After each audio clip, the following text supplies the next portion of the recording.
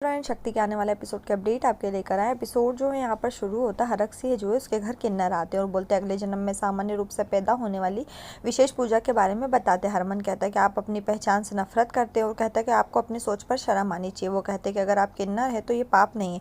वो बोलते कि आप किन्नर है। हरक से चिल्लाता और कहता है कि वो एक आदमी हो और ये मेरा बेटा है। किन्नर बोलते कि हमने किसी को इस सोच के साथ नहीं देखा और कहते कोई भी किन्नर फिर से किन्नर के रूप से जन्म नहीं लेना चाहेगा।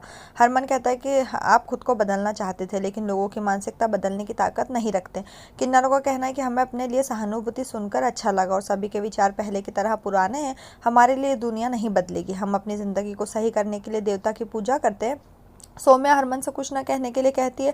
हरक से जो है उतने नोट देता है और वीरेंद्र से बोलता है कि चावल के थैले सभी चीज़ें दे दो। इधर किन्नर खुश होते हुए उन्हें आशीर्वाद देते हैं। सौम्या हरमन के लिए चाय लाती है। हरमन का कहना है कि वो हर घर में दान मांगते लेकिन अपने अधिकारों के लिए लड़ने की ताकत नहीं रखते। उसका कहना है कि जब मैं उनकी बेहतरी की बात करता हूँ तो उसने पूछा क्या मैं किन्नर हूँ।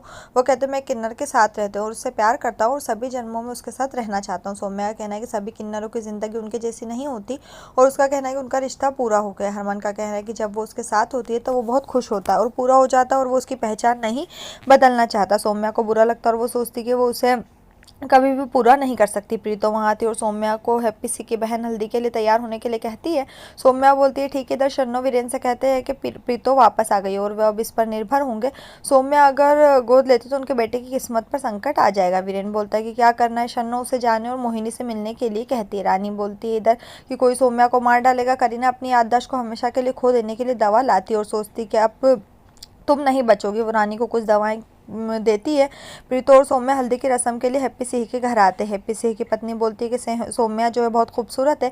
प्रीतो कहती है हाँ। वो इधर लड़की उसे नाचने के लिए कहती है। सौम्या मना कर देती है। प्रीतो जो है उसे नाचने और एंजॉय करने के लिए कहती है। कोई रवीना को पूजा के बारे में बताता है।